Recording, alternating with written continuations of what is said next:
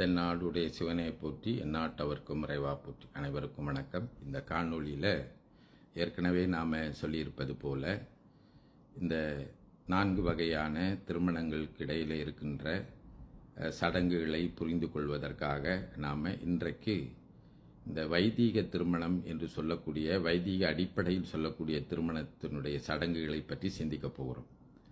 அதாவது வைதீக திருமணம் என்று சொன்னால் வேதத்தை அடிப்படையாக கொண்டு, வடமொழியில் இருக்கின்ற வேதத்தை அடிப்படையாக கொண்டு, இன்னும் தமிழர் பண்பாட்டை சிலவற்றை அதில் சேர்த்து கொண்டு செய்யப்படுகின்ற இந்த திருமணத்தை தான் வைதீக திருமணம் என்று சொல்கின்றோம்.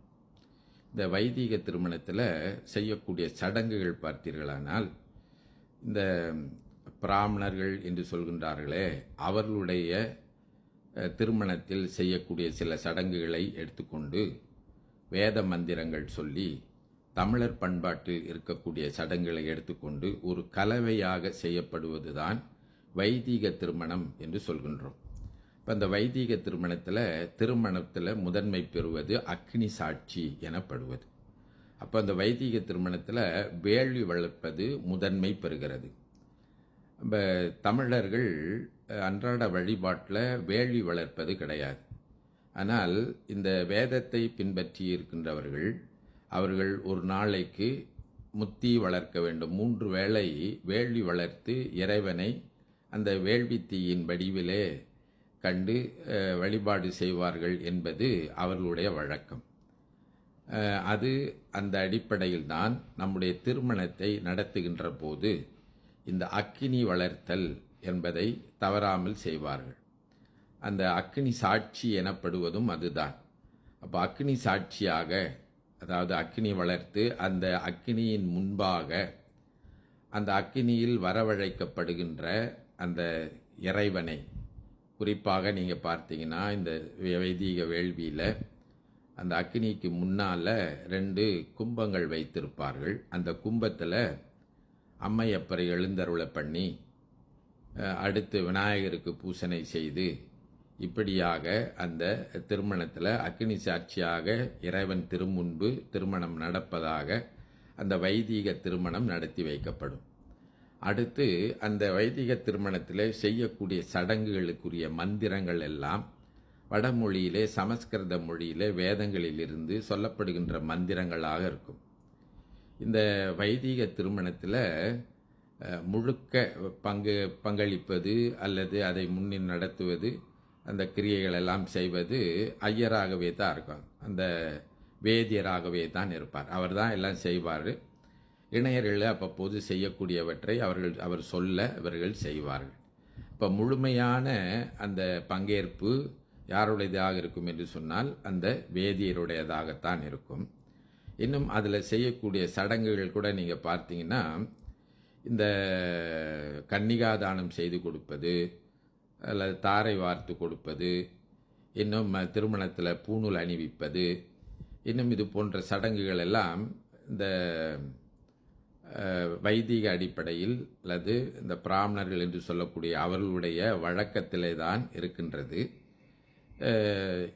இடையிடையே நம்முடைய தமிழருடைய பண்பாட்டை, தமிழர்களிடத்தில் இருக்கின்ற சில இந்த பழக்கங்களை அதில் இணைத்து கொண்டு அவர்கள் நமக்கு அந்த திருமணத்தை செய்து வைப்பார்கள். பெருவாரியாக இங்கு நம்ம பார்க்கக்கூடிய திருமணங்களில் திருமணத்தை செய்து வைக்கின்றவர்கள் தமிழர்களாகத்தான் இருக்கின்றார்கள், அந்த குருமார்கள். இருப்பினும் அவர்கள் இந்த வைதீக அடிப்படையில் அந்த சடங்கு முறைகளை எல்லாம் கற்றுக்கொண்டு வந்து அந்த வைதீக அடிப்படையில் தான் நம்முடைய திருமணங்களை செய்து வைக்கின்றார்கள்.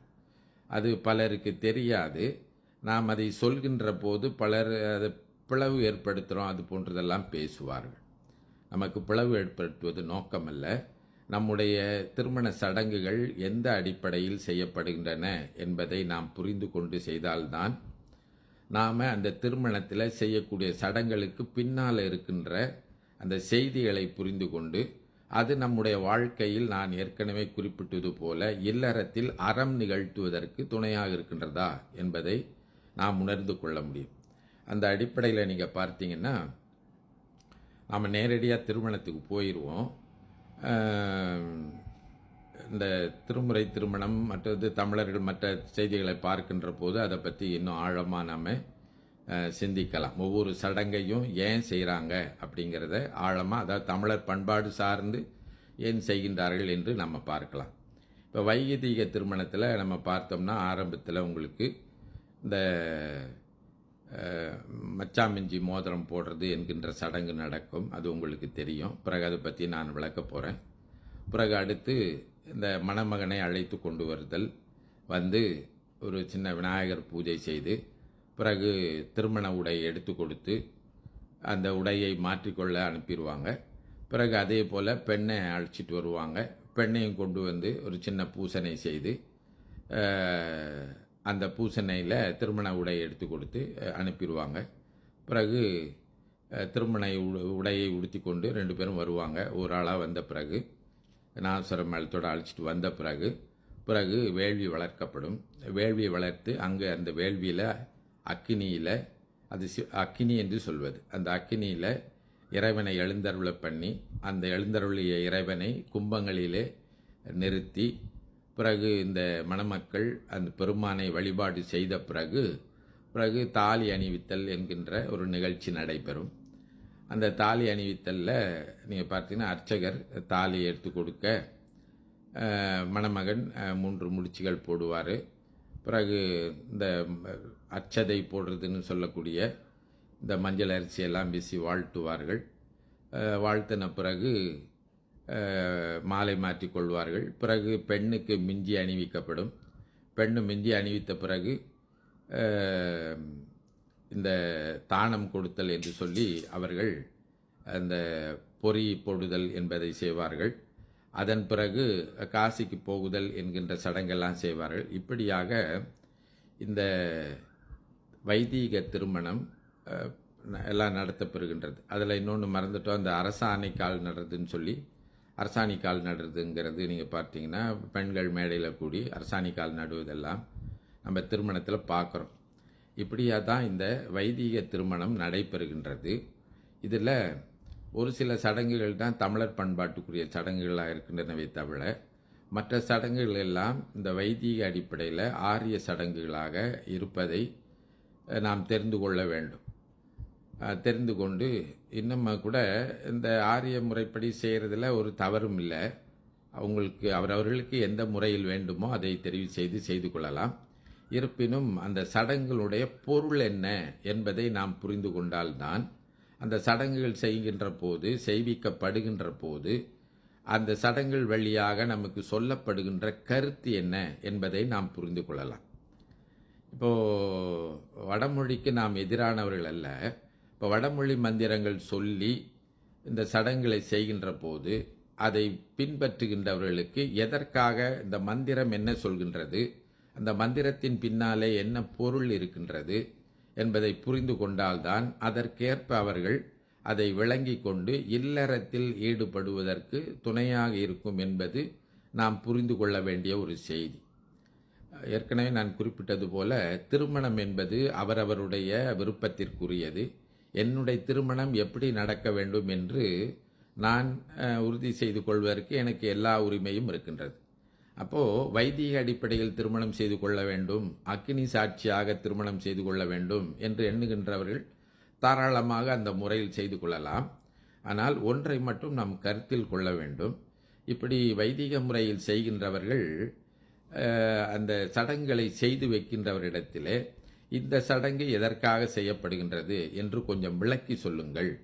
இப்பொழுது நீங்கள் சொல்கின்ற அந்த மந்திரம் எந்த பொருளை சொல்கிறது, அதிலிருந்து நாங்கள் என்ன உணர்ந்து கொள்ள வேண்டும் என்று அவரிடத்தில் கொஞ்சம் கேட்டால் சொல்லுவார்கள்.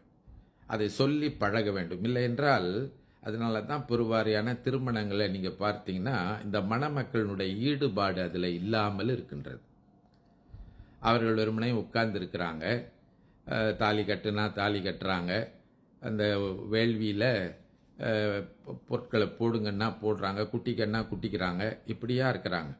அப்போ அவர்களுடைய ஈடுபாடு என்பது அந்த திருமணத்தில் மிக குறைவாக இருக்கின்றது என்பதை நாம் புரிந்து கொண்டு அதற்கான மாற்று நடவடிக்கைகளை நாம் சிந்திக்க வேண்டும். அந்த திருமணத்தை நடத்தி வைக்கின்ற ஒரு இடத்துல இது பற்றிய விளக்கங்களை கொஞ்சம் சொல்லுங்கள் என்று திருமணத்தை பயனுள்ள வழியில் செய்து கொண்டால் பயனாக இருக்கும் என்று அடுத்த காணொளியில் சந்திக்கும் வரை விடைபெறுகின்றேன். வணக்கம்.